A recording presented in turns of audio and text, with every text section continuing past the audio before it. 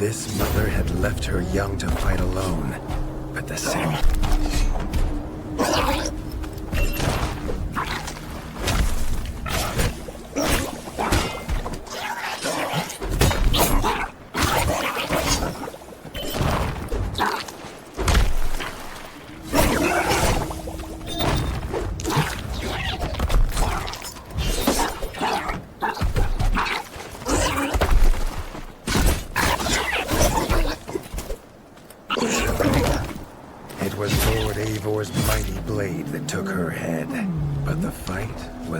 together. Arlo had found the reason his friends had fled. The taunting shrieks revealed that this was Baron Frostavik, son of the Darkwing who took his father, and therefore a perfect target for his revenge.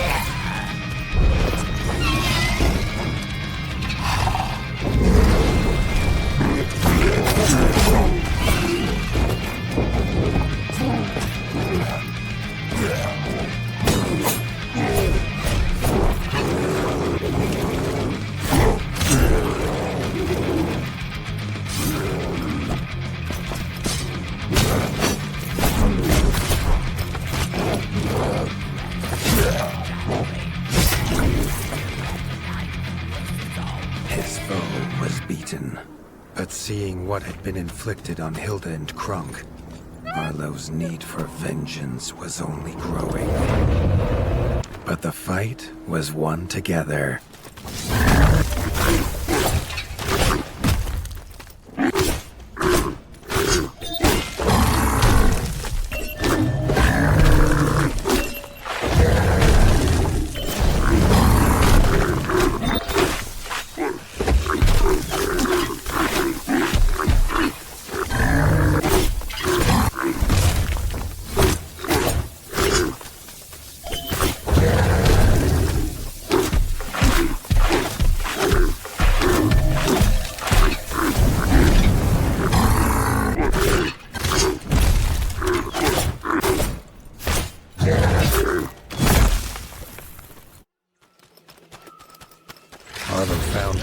Was already locked in battle with the Slither Scale. He would not survive long fighting alone.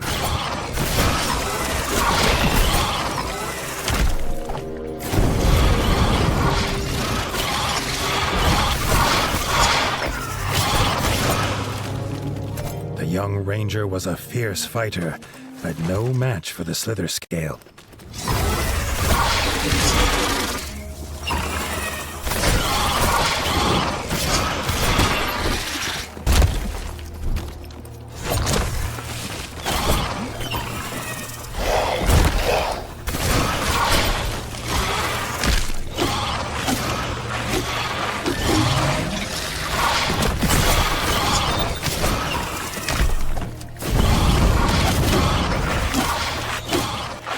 Could not leave him to fight alone.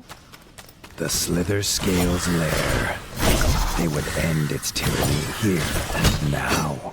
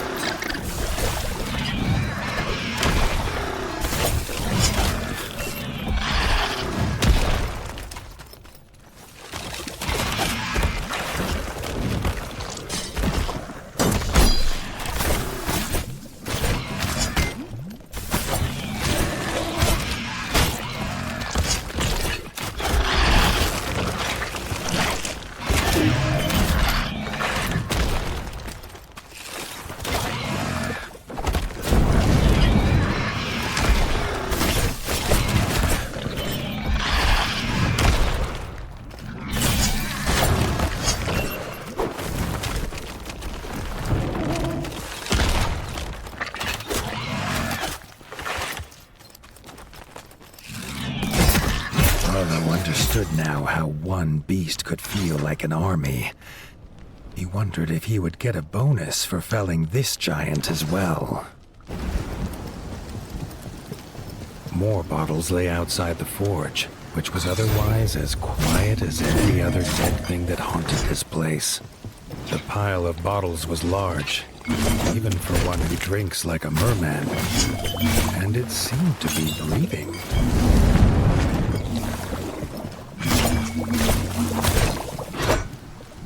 Arlo was amazed the merman could swing his hammer, let alone see who he was hitting.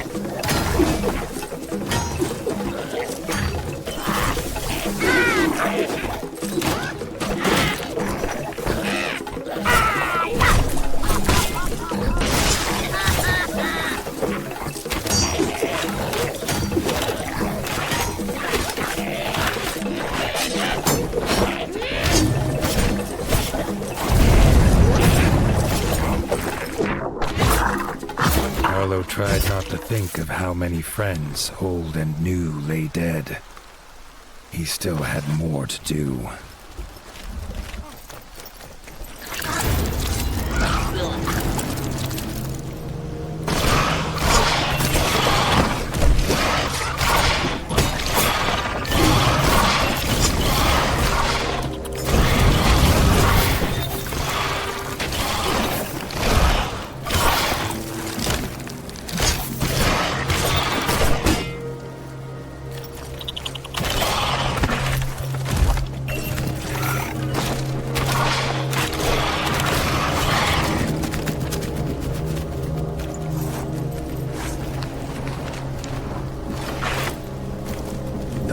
Was thick and tough, but their blades soon cut them to ribbons. Short Tongue sent the terrified frog toward Bogmire Forge. Injured though she was, the queen had no intention of giving up her hunt.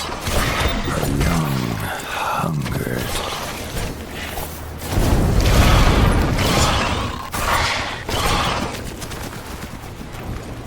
Another villager freed. They too headed for Bogmire, and Arlo wondered how many more frogs it could take. Or frogs.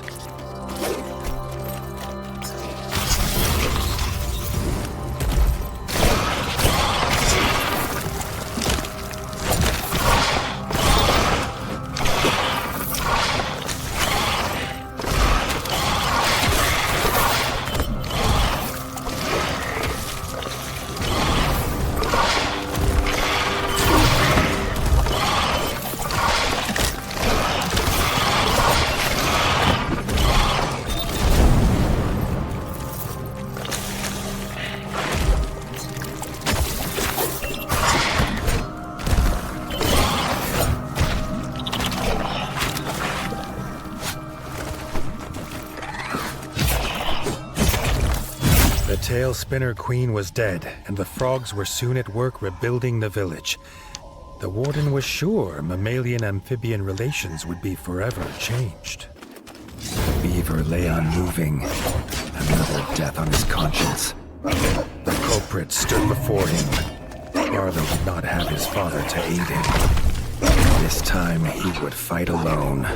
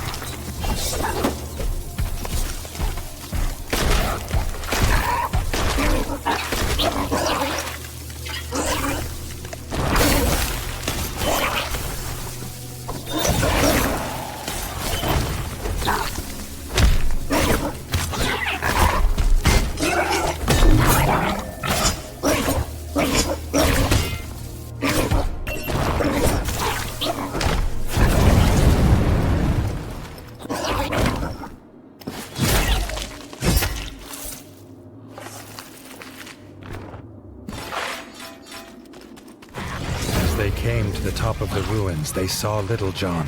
His smile at the sight of his father was the last he ever made. In a flash of bad teeth, his young life was ended. Robin's rage was terrible. He charged at the Darkwing, unleashing a hail of arrows.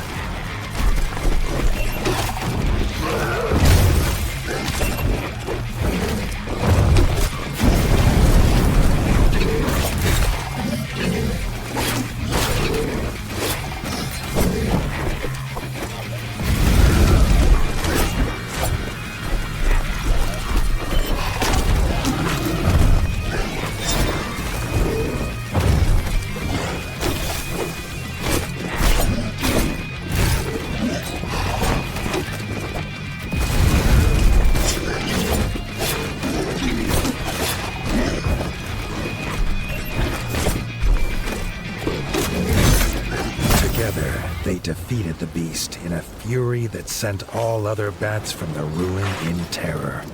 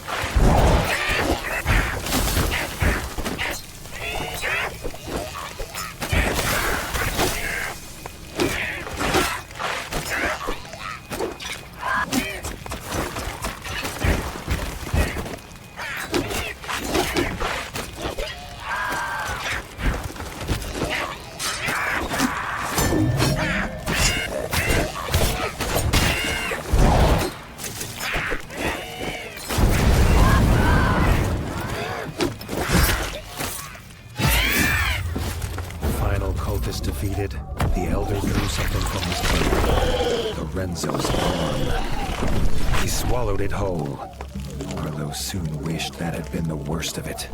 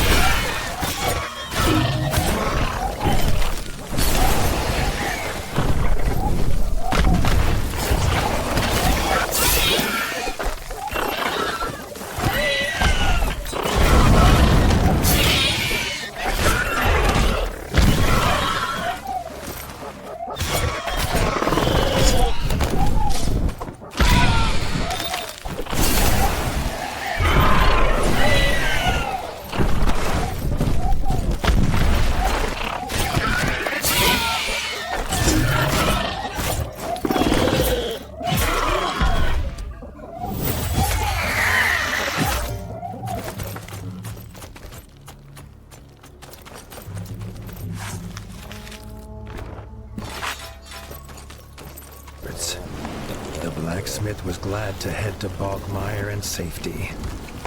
All should have been silent in the blacksmith's wake. All was suddenly aware of the squelching of mud around them. The stealth claw was here.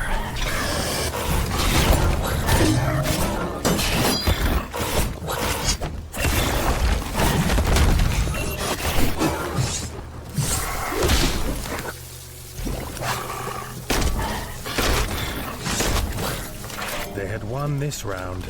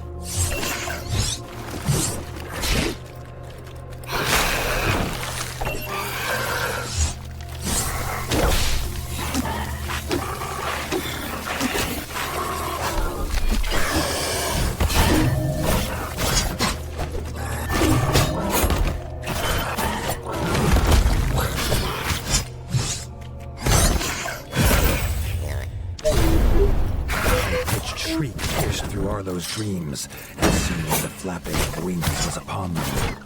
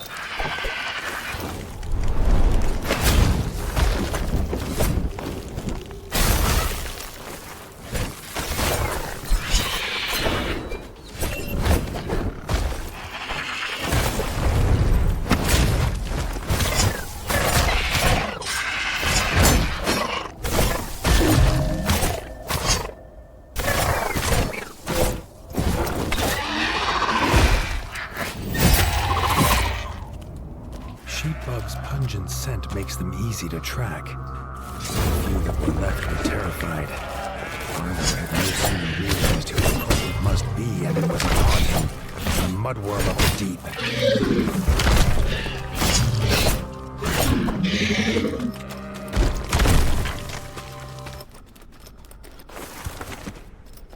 The cowbird moved, lying helpless in the center of the nest.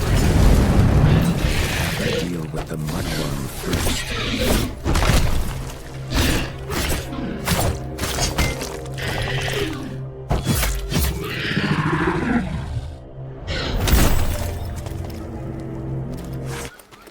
The giant death march was fast, but Arlo's tracking was faster. Just in time, he had already found the victim.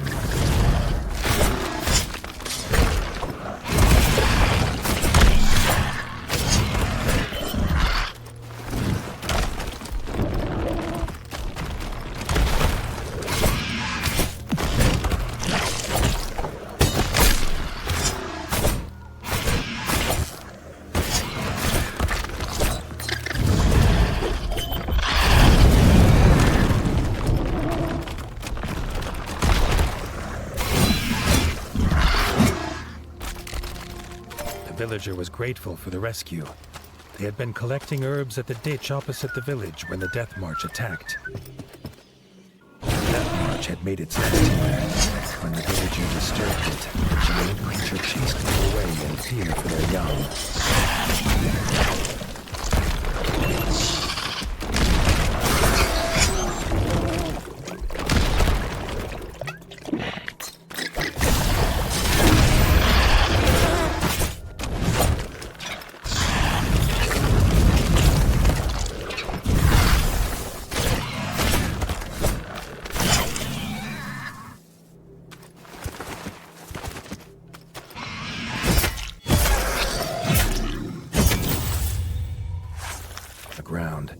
But no sign of the fisherman.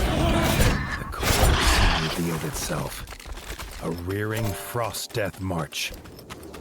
The rabbit was hanging on by a whisker, but before Arlo could save him, the beast was on him.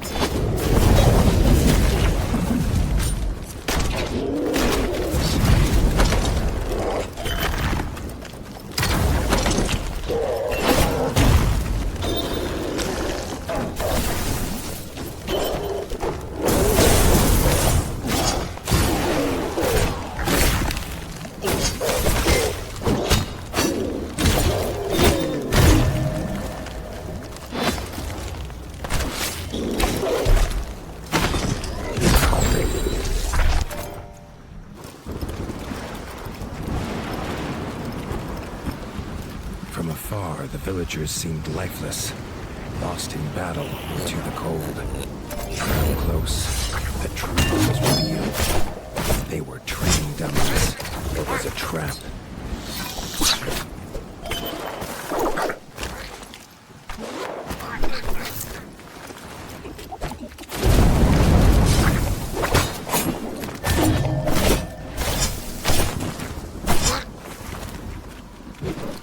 The assassin was vicious, but Frog and Rat held their ground. The pair found him licking his wounds at a makeshift camp. The assassin seemed to forget his pain as he took up his weapon.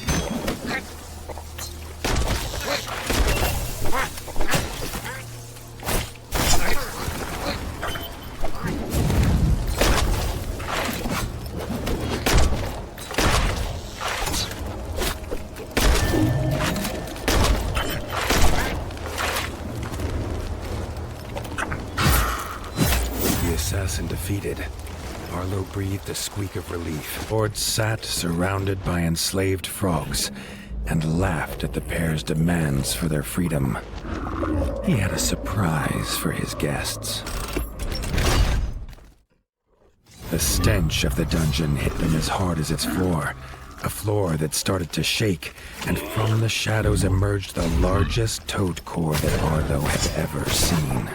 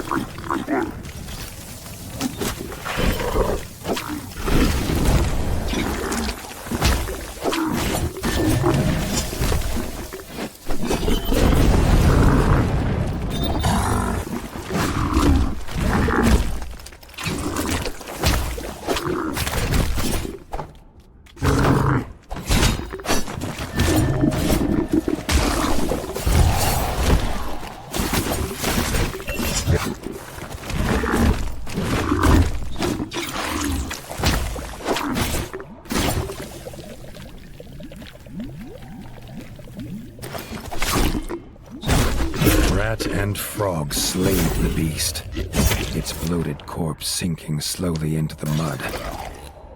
Arlo felt a pang of regret. It had been a slave as much as the others. They found the warlord's soldiers celebrating the pair's defeat. Rat and Frog were happy to correct them.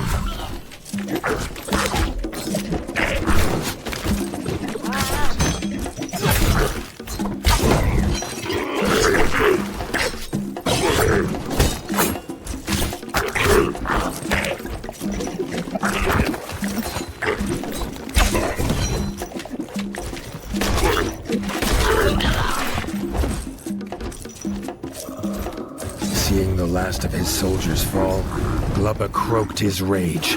He was the greatest warlord of all frog kind, and they would regret this day.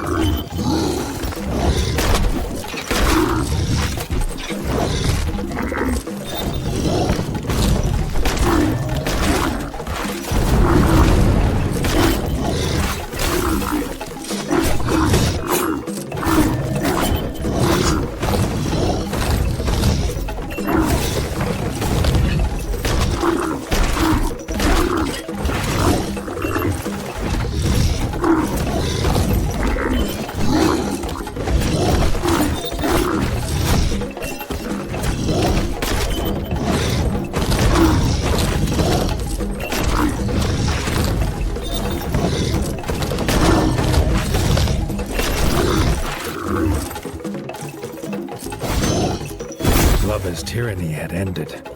Short Tongue offered the frogs a home at Bogmire Forge. Together, he and Arlo had freed the rift as well as the frogs. The camp leader raised his war horn. Its unearthly screech seemed to stir the very air into fury. This was not the wind, but the beam of leathery wings.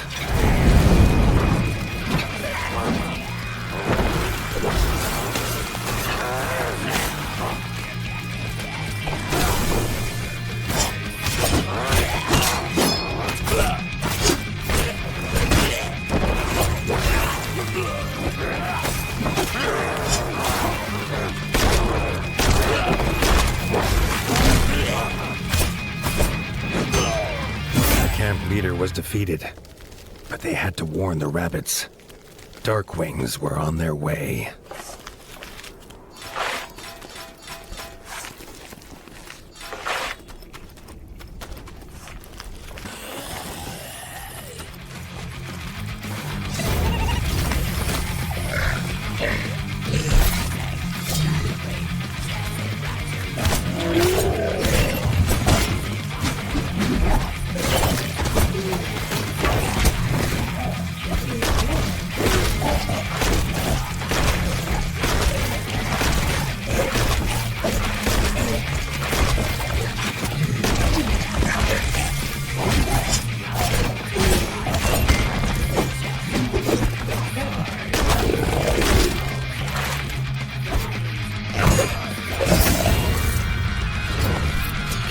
Kazak had sent one of his strongest generals, Necromancer Cragz.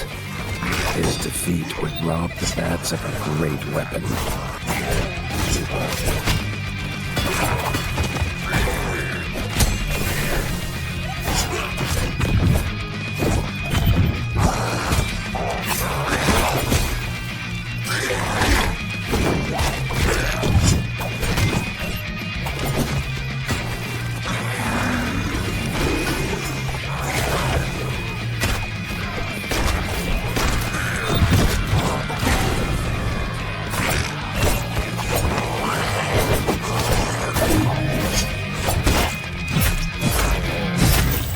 Was safe in Rabbit Paws once more.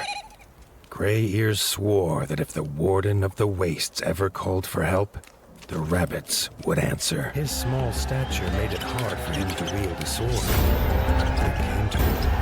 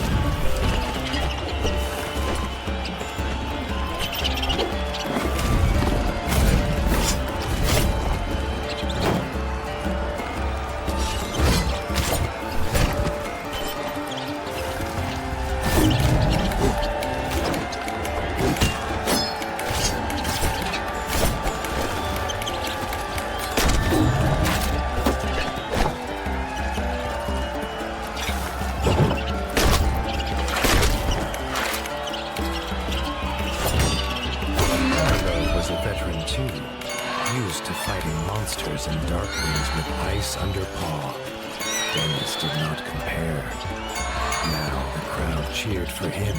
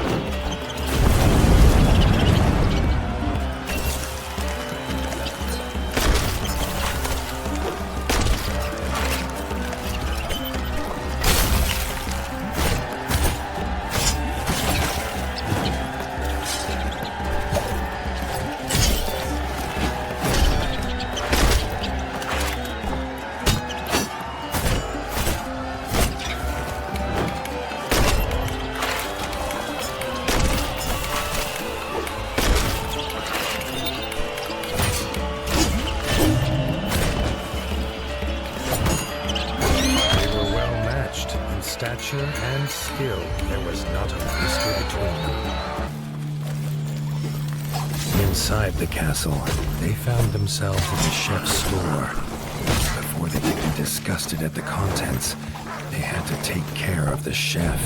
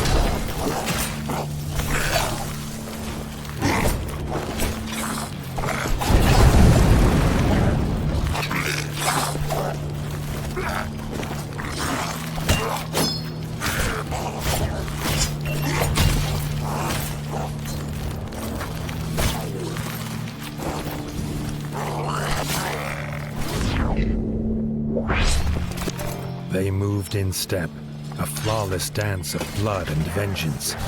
Arlo found Rita battling the Darkwing Smith, but the Smith's mighty hammer soon overpowered her.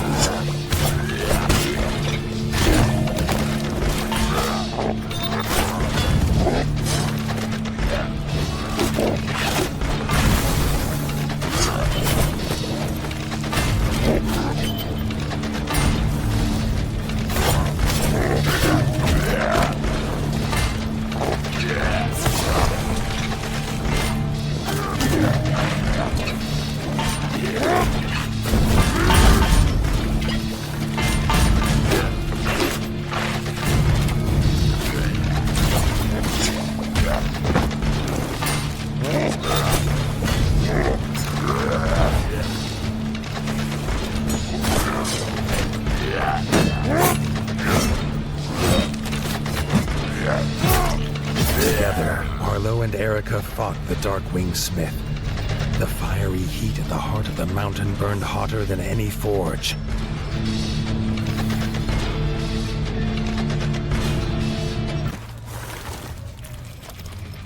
They entered the huge throne room. They finally set eyes on the foul, laughing figure of Count Kazak, sat on his icy throne. Bertel kneeled exhausted before him. This pained the warden more than he could explain. Kazak left his beast to fight them. He had a king to kill. Arlo and Robin fought with all they had, their hope driving them on.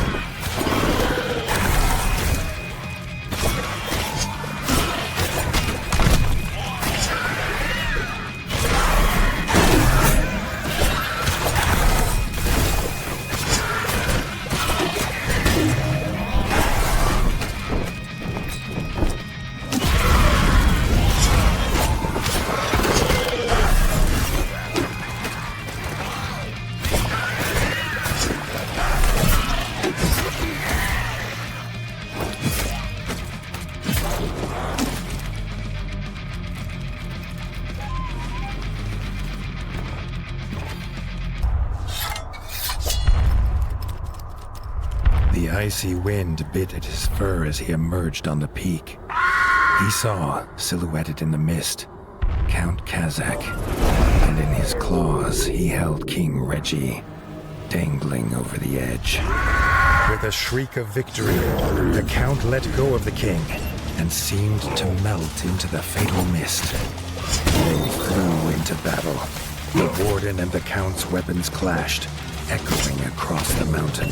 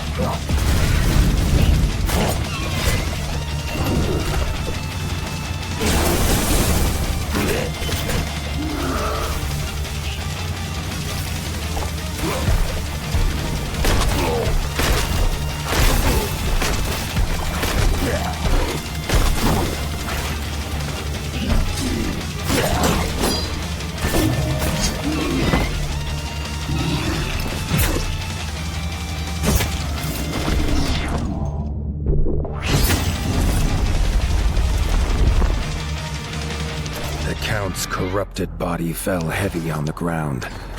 Arlo rushed to the edge, calling for the king, but the only answer in the mist was the icy wind. The war was won, but Arlo could not feel the victory. He barely noticed his friends join him. The fellowship bowed their heads in honor of their brave king. The tale of this war would be as much of loss as of winning.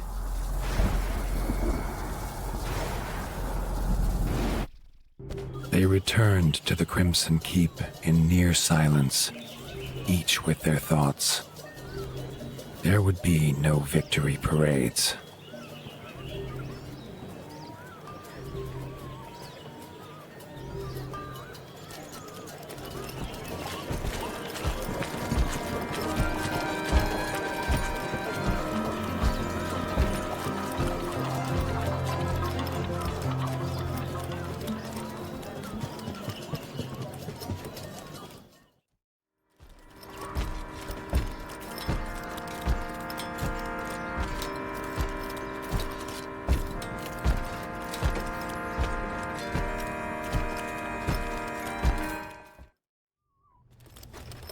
Arlo heard a commotion ahead.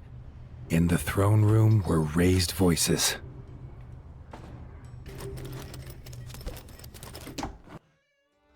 Bertle stood in front of Reggie's throne, holding the crown, asking who should now carry this burden.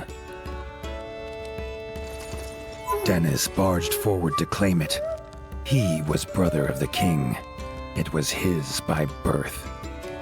Robin stepped forward and proclaimed that Arlo was rightfully king. Without him, there would be no kingdom to rule. He had proved himself on the peak.